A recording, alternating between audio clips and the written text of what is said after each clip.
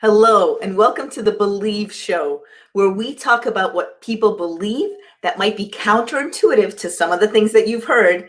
Today, we're thrilled. We have Sherri Fisher with us. Hello, Sherri. Hi, Senya. Sherri is, first of all, a longtime friend. She's an executive coach. She also does coaching for kids and teens, especially on things relating to any issues that they may have as they're growing up. And today, Sherri and I are going to talk about play. Play. So, Sherri, I want to start with a question of what do you believe that others in your field may not agree with you on? Oh, so this is a really great question because it's kind of how I got to be doing the work that I do. So one thing is that I believe that regardless of what's in your curriculum or the rules you have to follow, that content that you're expected to be able to know, that we all deserve to be taught the way that we learn, and that creativity and play belong in everybody's learning. That's what I believe. What is the way that you like to be taught? I like to be able to find out sort of like what the rules are. And then I like to push against the rules and see what would make something be better. The fancy name for this is being a maximizer, like something is already good and you want to see if you can make it be extraordinary. That's my way. And so what you believe is that it's really important for people to find out what their ways are, or for other people in their lives to find out what their ways are and then teach them in the ways that they learn best. Is that right? Yes, absolutely. I do. And what, just for context for people out there, what is the field that you're in? I think if you were going to look it up, it would be the learning and personal development field. But what I do is I am a student and parent coach, and I also offer consulting and writing and speaking. So within this field, as a parent and student coach, and also an executive coach within sort of this broad field, what is it that others in your field believe? Well, so there are over 4 million people who teach in public school, for example. I don't even remember how many people teach in higher education. And then we can take teaching much more broadly and look at professional development, lots of different kinds. All those people are not as I don't know what we want to call it. I don't want to say that I don't like rules at all, which would be untrue. But most of those people like rules and they like curriculum. They like to have that structure. They like to know that they're teaching something to someone. Whereas I like the idea of, yes, there are things that we need to learn and things that we want, but you can be, sometimes what happens is that having a curriculum means that you end up having a couple different things. One is that everybody of the same age is taught together and we somehow think that's normal. And I think that's crazy sometimes. Also, because we have that kind of a system, some people are meant to be capable and then the not so capable. And I don't think that really people are meant to be that, but we have, the bell curve says that some people are going to be under the curve and some people be on one of the skinny ends. And I don't think that that is right either, because you can move people. My son, for example, he says that he is intermittently gifted, is the way he described himself when he was in school. Some days I go to school and I'm the smartest kid in the class. And other days I go to school and I have no idea how to keep up. So they're capable and less capable kids, that the fairest thing to do is to segregate by age and to sort according to ability, and that the curriculum should guide everything. That's what other people believe. What do you believe is incorrect about that? That there are so very many things to learn that to decide that you learn algebra 1 when you're in 8th grade or something like that. There could be so many other things to be doing instead, and to only go to school with your age peers, even within 14-year-olds, for example. There's such a wide variety of development, let alone abilities. But we kind of we confuse how far along someone is in their development with how capable they are. I mean, think about how many people go to graduate school as adults later on because they just weren't ready yet. Mm-hmm. So it sounds to me like this is the part where you're saying that you believe that you have to meet people where they are learning wise, how they learn. Yes, and you have to play around with things. And so I'm using play very broadly, of course, but you have to play around with things to figure these things out when you're working with people. And you yourself should be a whole lot kinder and be playing and having a whole lot more fun with yourself by playing to learn. Tell me more. Tell me about your thoughts about play. Well, I wrote down 3 quotations that I thought were kind of fun, because they kind of give you an idea about how dry it can be and how like wow it can be. So I'm going to start with dry first, and we're going to get to wow. So Jean Piaget, who was a very famous psychologist, he was sort of the father of the developmental way of thinking about children and learning. He says, play is the work of childhood. Very straightforward. Mr. Rogers says, play is often talked about as if it were a relief from serious learning, but for children, play is serious learning. And Elizabeth Gilbert, who's an author and an artist, says, be the weirdo who dares to enjoy. And I really like that one because that one's about creativity and play. Be the weirdo who dares to enjoy. So that's take the rules and play with them and see how you can come up with something that you learn something new, you make a connection you would not have otherwise made, you meet someone you wouldn't have otherwise talked to. We could go on and on, but that's what I think is fun. Tell us what those of us who are parents during these lockdowns, how we should implement more play with our kids, whether our kids are super young and we have people who their kids are the age 2, or our kids are teenagers living at home. What should we do in terms of incorporating more play? Well, I have a friend who her favorite word when she's talking about play is not playing like we're talking about using those words now. She talks about getting messy. So I think you can use getting messy in a metaphorical sort of sense, but you can also talk about getting getting your hands dirty. It could be all kinds of different things. Younger kids, you can teach them so many things through cooking, which we've talked about on this particular set of shows that you've been running. I have put it in my my parent group. I put recipes there. I think that's it. How do you like to get messy is a really great question. There are many ways, but you can get messy in other ways too. For instance, how many times have your kids built forts out of, taken their entire bed apart after you have painstakingly put it together, and they've got their sheets and their blankets hanging from the tops of the bunk beds. But that's messy, but that's also creative. If you encourage that, you are encouraging play, and you're encouraging them to come up with different kinds of ideas. You're not telling them what to do. You're not just making them, a chart with all of the actions they have to have for the day and when they have to do things. You sound like you would be a really fun parent. Well, I think my kids probably thought that I was fun sometimes, but that when I was saying that it's important to know what the rules are so you can kind of push against them, I did have pretty, I don't know, if you ask them what they would say that I was a tough mom, but I was a lot of fun. Because I was the one who planned all the fun things, and then I planned the vacations. But then when we got there weren't rules about what you had to do necessarily. What is there to do? How can we explore? What could we learn? What can we discover?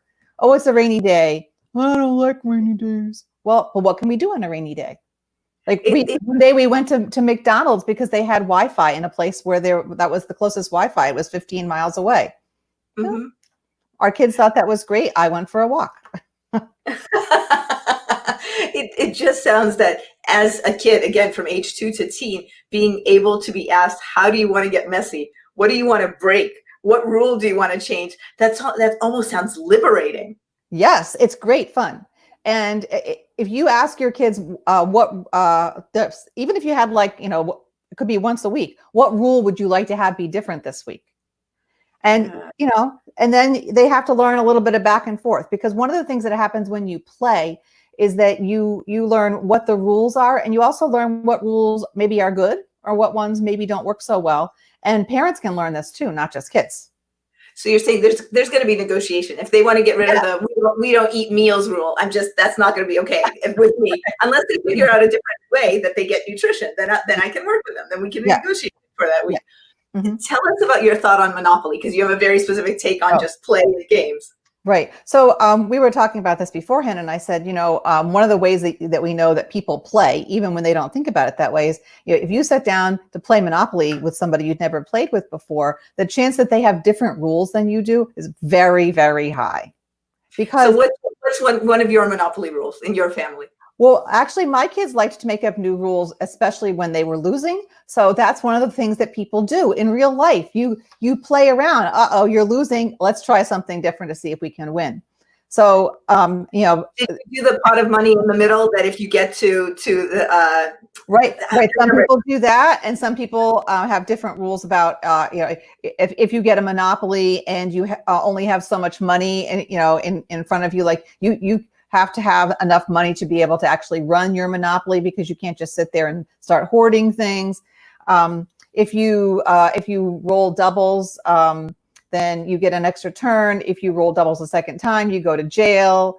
All kinds of things that you can do. And I'm going to ask the people who are watching today, when you play or play at games, what's an example of when you've noticed that you have different rules? Because one of the points that Sherri's making is that is a way of playing, by having different rules, by sort of butting up against the rules that are written down and on the board. Right. And there's actually a game called Pandemic. You can look that one up. There is. We play it. We play that one. Yeah. Our favorite these days is Ticket to Ride. Oh, well, and you can make up your own rules too. So sometimes those games come with very complicated rules. And I know because my son and his girlfriend play virtual games with people all the time, and they make up rules. So your community of people has rules. Those rules make it fun or not fun for people to play. So am I understanding you right? It sounds like there are two big components of play as you think about it. One is experiment, so try things. Yeah. And that's the get messy or break things or just change things up. And the other is, it seems like there's a pretty important component of going against the social norm, or going against the rule, or going against something that's established. Is that accurate, or is that even a false distinction, and are they together? No, I think that's actually good, but I'm not sure. I want to make sure that people understand that that's not negative. So the way I describe, I have a couple different things. One is, I would say that play is something that's voluntary. No one's making you do it. Play lets you agree to make or at least some of the rules, or change some of the rules. Play is its own reward. So that's what you were just talking about. So it allows for spontaneity. It allows for imagination. It allows for, exploring things. You can discover something new, even if there's structure, and maybe even especially if there's structure. It's experimental, which you mentioned just before, and it can lead to flow. If you're playing and you're kind of like lost in time, that's an awesome way to start building your engagement and your well-being. It also is growth mindset building. If you find out that something's very hard and you can stick with it by trying and trying and trying over and over again and end up being successful, you're going to want to do that again. So that's another value of it being its own reward. So it builds resources just by playing. How do you use play when you are working with either parents that you're speaking with or students that you're coaching? Perfect question for the next thing I had on my list. And that is, I use it for problem solving skills and for executive function skills and teaching organization.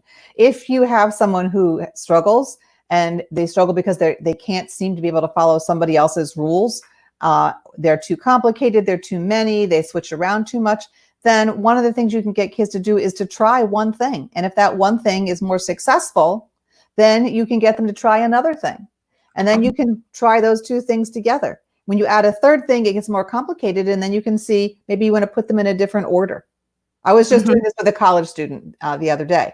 I was struggling to write something about a book that's 500 pages long.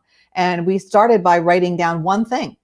And then he played around with one thing until he was able to write, like a basic 5-sentence paragraph. And then he was able to come up with another idea. But when we added a third idea, then he had no idea if he liked the organization anymore. And then he was quite overwhelmed even by his own thinking. But when he played around with it at the end of the session, he said, wow, this was really great, because at the beginning, I didn't think I was going to be able to write anything. And now I have, 500 words. That reminds me of the last session that we did where I interviewed you and you talked a lot about breaking things down into steps. Doing a project is so overwhelming, but literally, what's the first step? Well, what do we have to get out? How would I do that? That was what you were describing. How would I do that? How would I get out the assignment? Where is it? Is it hard to log into that website? I just really like how you kept going back and back to what's the first step? And now you're saying similarly, let's hit all those steps, but discover them through play. Right. And let them be their own reward, because that's what we do when we play. We do it because it just makes us feel like we're good, or maybe even like joyful. And that's what you want. You don't want to make learning be miserable. Um, I have a couple other things too that are resources that people build just by playing. Besides the problem solving and executive function skills, you also build social emotional skills, not only just for yourself, but say you're playing with somebody else. I mean, you have kids. When your kids play together, they're learning how to delay gratification, for example, hopefully. They're learning how to cooperate. They're learning empathy. Like somebody else is sad because they lose. They don't say, "Ha ha, I won." Maybe, Well, sometimes they do. They're learning turn taking, who's in yeah. charge, or who. Yeah, they're learning that. Right. So those are really important things that happen from playing. It's kind of like positive survival instead of like, oh, I'm still here. It's positive survival because you've learned some skills that you put into place yourself without just having somebody make you do something. And you get that sense of joy or engagement or pride, which is what you really want your kids to have from learning. It's not just about, getting a passing grade or even getting an A. It really is about all the other things. If you imagine your college student graduating from school, they could have all kinds of awards and things. When they go off into a work environment, you don't want them to need somebody to keep on pushing them along to do exactly what needs to get done. You want them to have problem solving skills. You want them to have executive function skills, and you want them to be willing to try things out because they have that growth mindset and they are ready to be engaged and to find work as fun. Yeah. What else haven't I asked you about play that? Oh, I don't know. Let me think. What else did you not ask me? I don't know. Like I go back to the idea about being the weirdo who dares to enjoy, because I think that the joyful aspect of playing, sometimes it's hard and you lose. And that is okay. I think one of the things we learn from playing is that it doesn't always turn out the way you expect. And that, Yep. and if somebody told you how to do something and it did not turn out the way you expected, you would blame that person for making it be bad, most likely. Whereas if you are just playing around and you know that it was just a bunch of different things and you could try another bunch of different things, there's lots more room for growth and for fun. That's a great example. My kids make origami all the time and they mess up all the time and the paper rips and so on, but it's just a piece of paper. They just keep going. Mm-hmm. Yeah. And there are very few things in life. Oh, I didn't mean to interrupt you. I was like, there are very few things in life that are so in need of perfection. We're not all of us, pediatric neurosurgeons, right? So pilots, exactly, as Marty would say. Exactly. Yes, we're not all pilots. Exactly. I'm going to share with everybody Sherri's group that you started on Facebook at the beginning of this lockdown period, the Positive Edge Parent, right? You started that just recently. I love this group. It's on Facebook, and it's we've done things that my family has. We've made dumplings recipes that were on there. We've done different kinds of organization of house things. They're just really fun, quick, bite-sized things that you can use. I love that you started it recently, and they're just they're digestible. You can go in and find something just in the past 5-10 posts that fits for you. So big shout out to it. And we just dropped the link in there.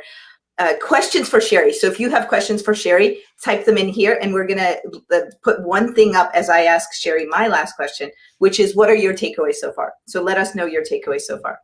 Sherri, my question to you is, what do you do when someone doesn't want to play? Almost always you can get someone to play sort of by default. If you just let them push back, if you let their pushback be their play and you point out to them, I love the way you did such and such. I would never have thought of that. Then you're rewarding them for doing something that is its own reward to them. And very seldom, I mean, not never, but very seldom can you not get someone back. Getting the person in the room, the Zoom room these days, getting the person in the room is the hardest part of all. But the getting them to be able to trust you, that you are excited by the things that they do that you never would have thought of, that is part of play on my side. So sometimes I'm playing with them. So just getting messy in whatever way it might be, getting messy. That's my conclusion from speaking with you today. Yep. Just make it be okay to get messy. Yep. Sherri Fisher, thank you so very much. Loved spending this time with you. And I encourage everybody who's with us today, go and play, however it might be. Any other thing to add to that, Sherri? No, I think that sounds exactly right. And Just don't be afraid to play against the rules, because the great explorations and great discoveries are not made by doing things exactly the way everybody else does them. And we think those people are cool. Be one of those people and be the weirdo who dares to enjoy. Be the weirdo who dares to enjoy. Thank you so much, Sherri Fisher. Thank you. Thanks.